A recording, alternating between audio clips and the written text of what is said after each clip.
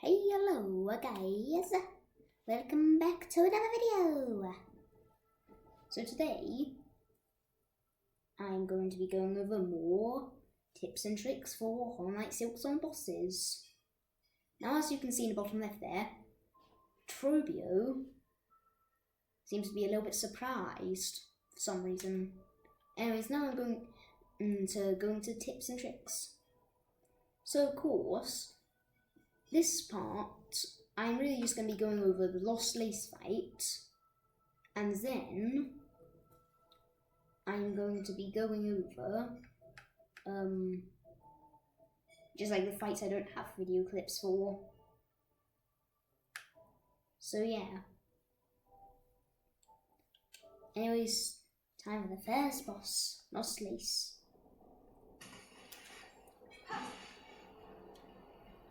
So of course,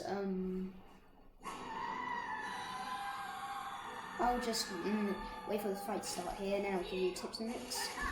So of course for that attack, I'd actually recommend for that little lunge attack, that whenever you're dodging it, to wait for them to do the first dash, then jump over them, and then wait for them to do a second dash, and then do a pogo dash in the opposite direction of where they did that last one, or just do a regular dash if you're high enough in the air, and then whatever they do as their third attack will not reach you.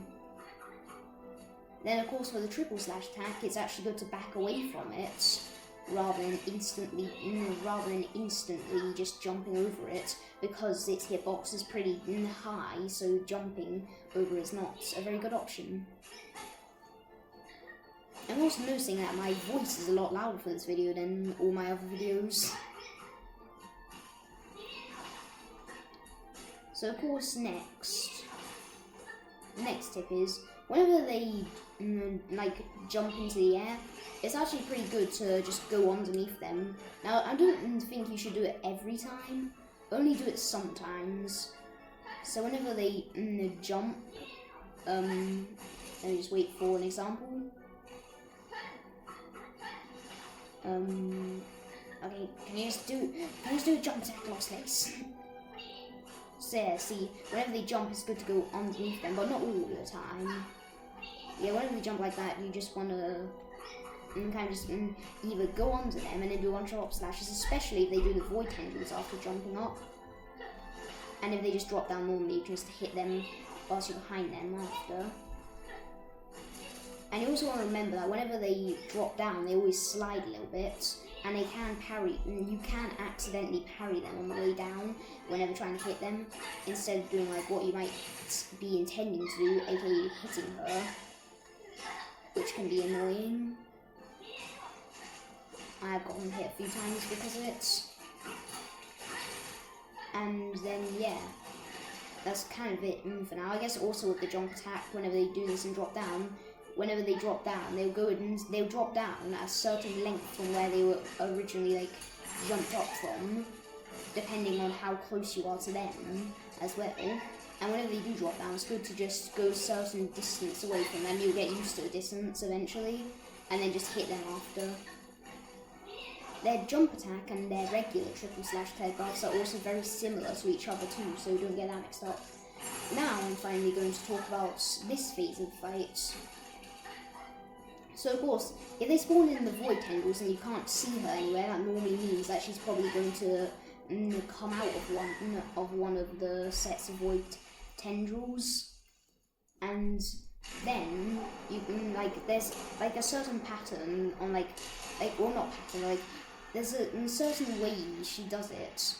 So often she will come out of certain ones, depending on where you are and where they are positioned on the map. So normally the one closest to the edge she will not come out of. But if you're at the edge, then of course, like I said, the one at the edge, she will not come out, but she'll come out of the one that's second closest to the edge if you're near the edge too, the edge of the arena, I mean. Like that. And of course, then if you're in the center of the arena and they do it, they'll probably just go into the position where they'll probably just go to the very edge one, I guess.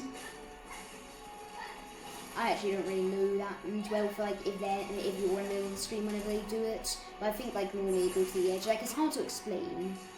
But then of course, on this phase, a good tip for this attack is just do what I'm doing there. Just keep on spamming dash at either wall. So that you have more time to reposition yourself after without Waslace instantly coming back to do attacks again. And then, of course after that, the ball attack, aka my favourite attack because it's very easy to fight them whenever they do it. Well, not fight them, like hit them whenever they do it. You can hit them lots whenever they do it. Whenever they jump in the air and do it, you just want to go under them and do as many up slash as you can, and do a side slash whenever they're done. If they're on the ground when they do it, just hit them once or twice, depending on how close you are to them whenever they started the attack, to get push them out of the way, so that you can so that like after you can go like just go right next to them, and then the balls won't hit you. And then just jump after, so that whenever whenever the balls like turn into the like whatever you call it, whenever like they explode, and then you kind of just want to jump so that the explosions don't really hit you, and then that's kind of it for that attack. You can sometimes even get 3 hits on her. Now, then after that, there's this move, the Void Portal move. Now with that one, you kind of just want to wait for them to spawn the Void Portals in, and you can either try jumping and gaining as much height as possible, or what you can do is, whenever they do it, you can just try, if you're like in the centre of the arena and you can't gain as much height, or like they're extremely delayed, so gaining height is pointless, you could also just try running to the side and hope that Waslace doesn't teleport inside you, so like do a dash, do a little bit of a sprint, but then stop the sprint like after a second or two of it and being active, and then just keep on walking to the side so that the Void Portals don't hit you, because you've already done a dash so that you're already far enough away, but just keep on walking so you can ensure that it don't hit you. And then if Waslace spawns in front of you, you can react to it because you're walking and not in the middle of a sprint, so she can't spawn inside of you in that case because of that. And then you can also kind of parry it, but because of the way that they curve, it makes it really hard to parry. Now for the final attack of the fight, I think I've gone over all of them now, except for this final one. So this one she gets in the final phase of the fight, this phase. So basically she'll spawn all of these like white orb things around the arena, and then she'll just start splashing in them like that. Now I don't have any tips for that one, just don't get hit by it. Just don't go inside of them, parry if you want. I also forgot to mention that every time that she goes into the ground, she actually has a chance of spawning in Void Tendrils behind her whenever she goes into the ground. So yeah. That's the tips for Waslace. I don't think I missed any of the attacks there. I think I went over every single one of them. But yeah, so now, well, I guess you can also do just like a regular jump and then Void Tendrils without having to do like the jump attack. But that one, it doesn't matter, it's just hard to react to, okay? So next, of course, now I've done that one, I guess next, I'll go with the Cobweb Dancers, as it is a very hard no-hit. Now this is not me noting it, this is just me in the middle of my Steel Soul run, which, sadly, a few minutes before I started recording this, I lost my Steel Soul run because I was on 1 HP and I wanted to quit the game. Like, I wasn't in the middle of a boss fight, of course, I was just in the middle, I was just like, I easily could have just gone to Songclave because it was right next to me, but I wanted to quit the game anyways because there was an enemy nearby, and I was worried he was going to kill me. And then of course but then of course the game just didn't register my input whenever I did it, and then I ended up dying and losing my Steel Soul run. But of course, anyways, that doesn't matter. This was in my Steel Soul run. Now this is not a no-hit, but I only got hit once in this fight, okay? It's close enough. So of course, because it's Steel Soul, this is my first attempt too, in a while, So basically, for Clockwork Dancers, now you can't, like, whenever I was trying to hit bosses, I only really counted getting hit as in, like, if the boss has done an attack, then it can, and then I get hit, then it counts. But you can, by the same time, it could just, but like, just getting hit in anyway, even before the boss does an attack, you could also count. I don't really know, just like, that was just the rules that I was doing. Now, of course, focus on one of them is the first tip. Now, whenever they, whenever like they spawn in, you can damage tank to like get a bunch of hits in at start. But of course, since this is a no hit, I'm not going to count that. Now, whenever they go in the middle like that, they will just return to whatever side they spawned in on. As I used to not know that. But yeah, they do return just to the same side that they spawned in at the start of the fight on. Of course, you want to be aware of whenever they drop down, they're going to do like a little slash around them, but you should already know that, of course. Now, they have many different attack patterns. I'm not going to go over all of them because that would take way too long.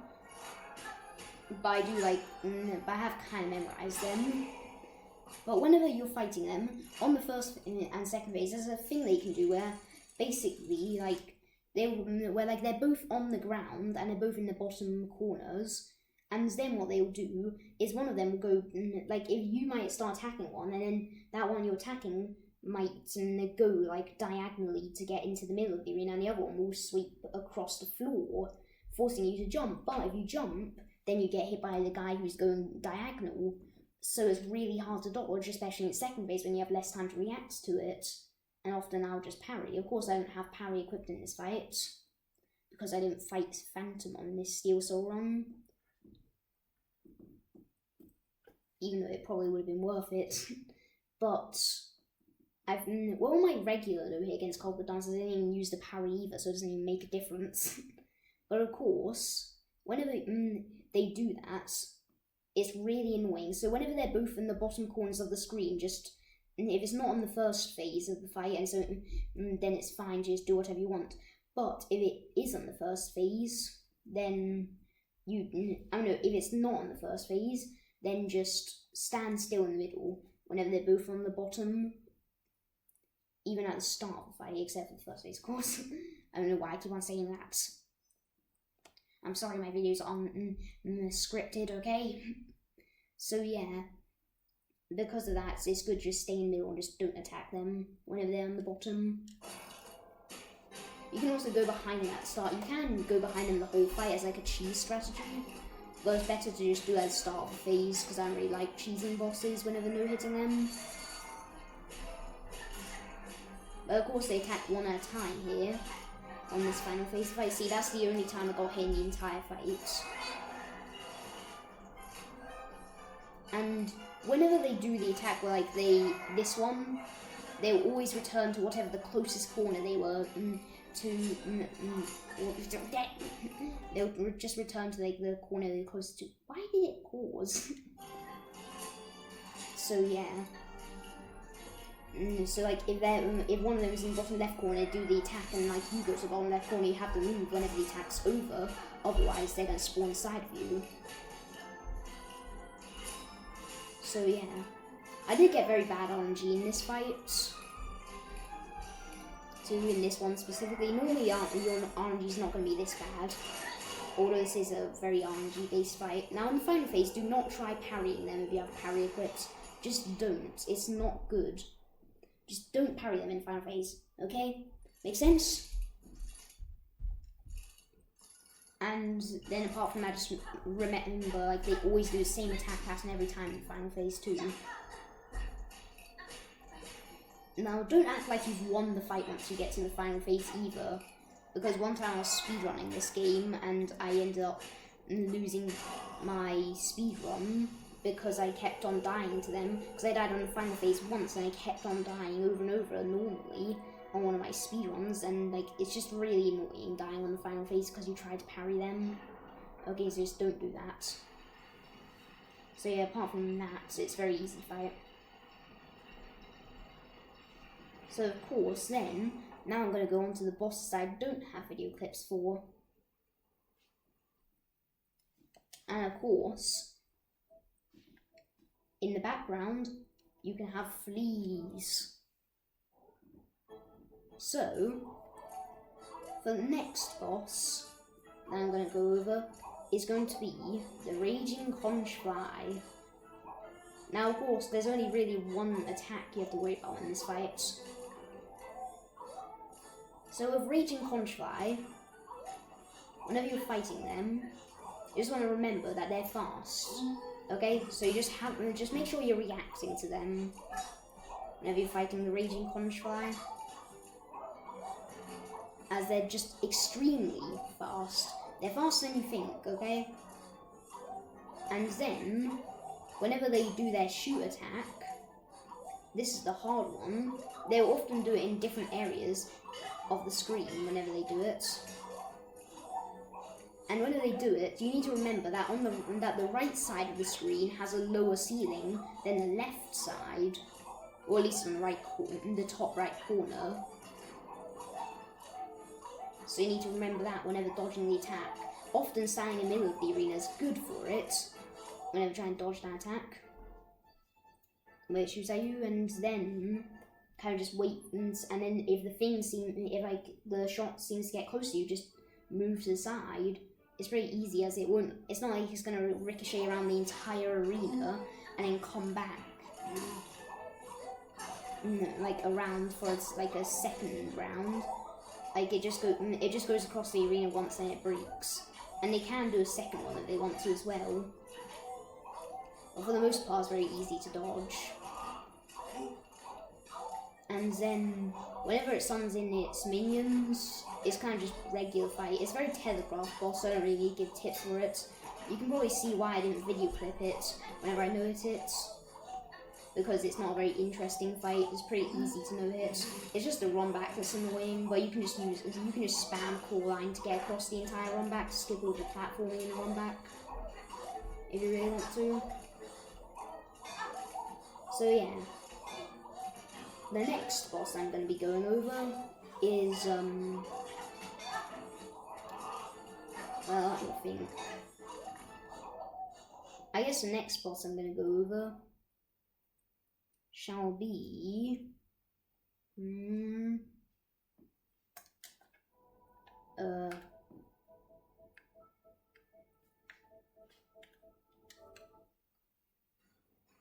Unraveled. Why not Unraveled?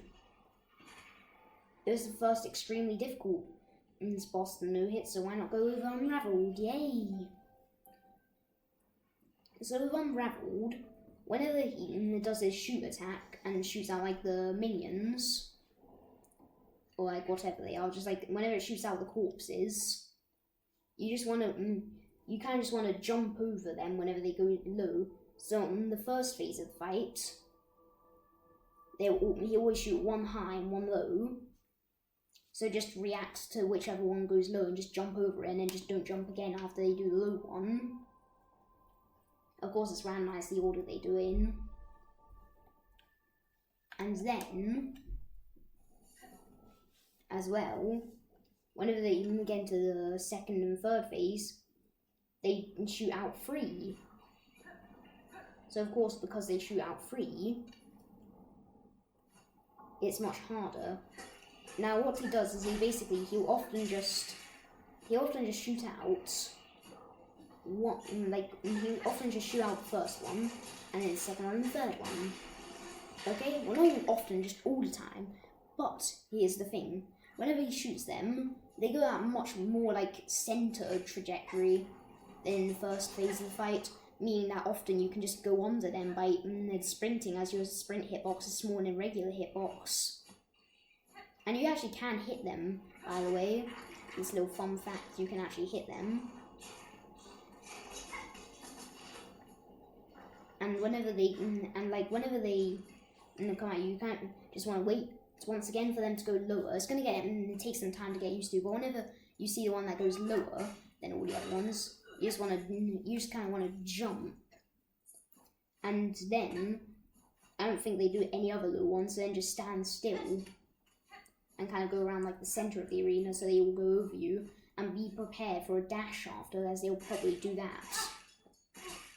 And remember, they can come out of the ground like and spawn inside of you a lot, but as long as you just react to it, you can get away from them before they spawn inside of you too, as they telegraph where they're going to come out of.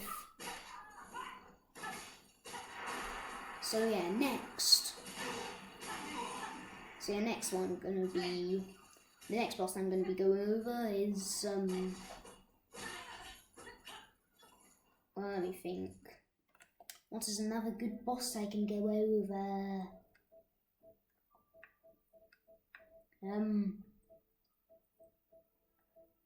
Honestly, I really don't know.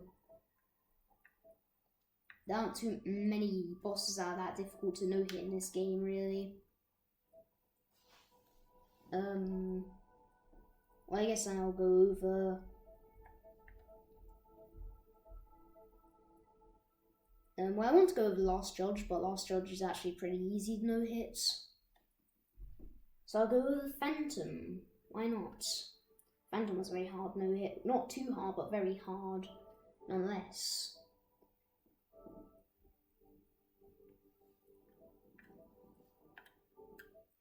So of course,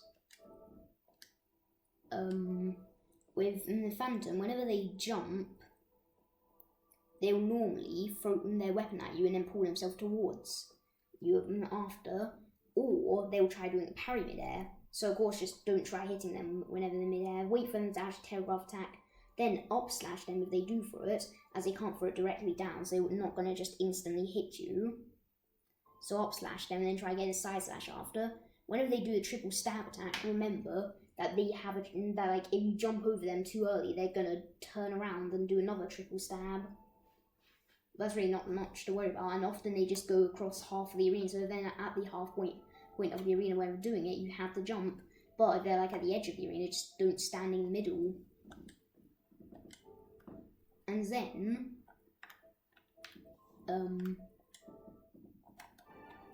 then the next tip is just don't pogo that much. Just don't try pogoing off them. I mean, her. Just don't try pogoing off her. Because just like many other bosses in this game, a very small hitbox is not very good for pogoing off of. And because of the way that their hair looks, it also is like it's very hard to tell where the hitbox is too. So yeah. The next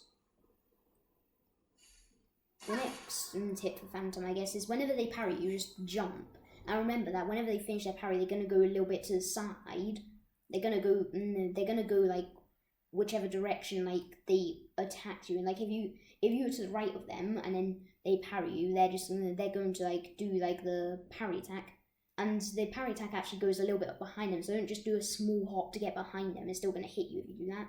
Just do a big jump and then just go to where they originally were, as they're going to move to the place where you were. Well, at least I think they do that. Maybe they just go to the right, to the left a little bit. I don't really know. But yeah, so that is kind of it. I don't think I really have any more tips and tricks for any of the bosses.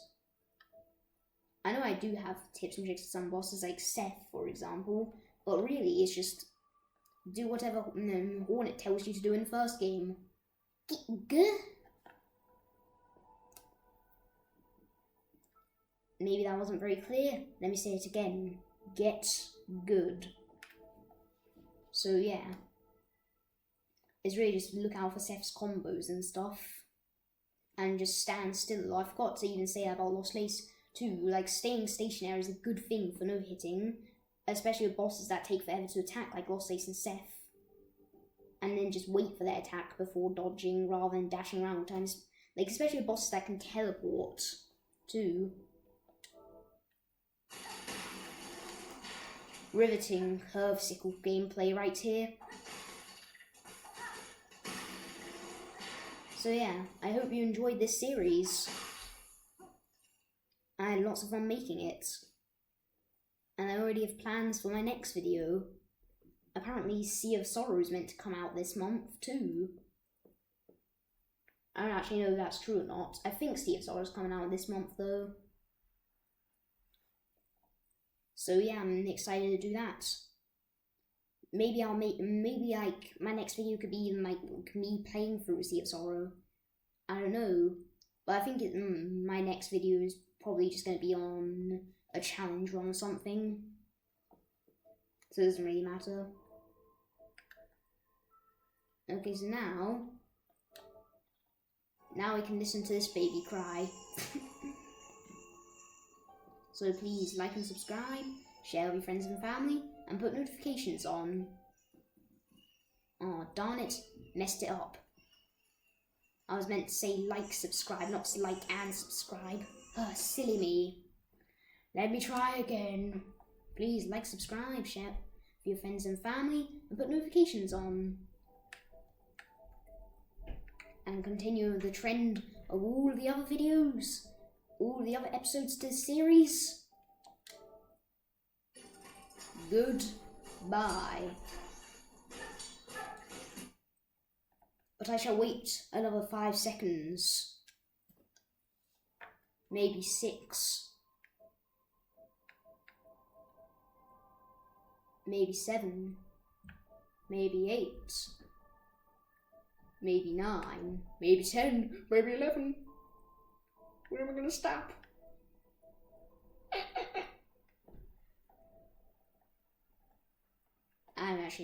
No. Well, guess this video is totally going to be 27 minutes long, isn't it? You probably already clicked off by now. You have no reason to watch right now. It's gonna end at exactly 27 minutes. Look.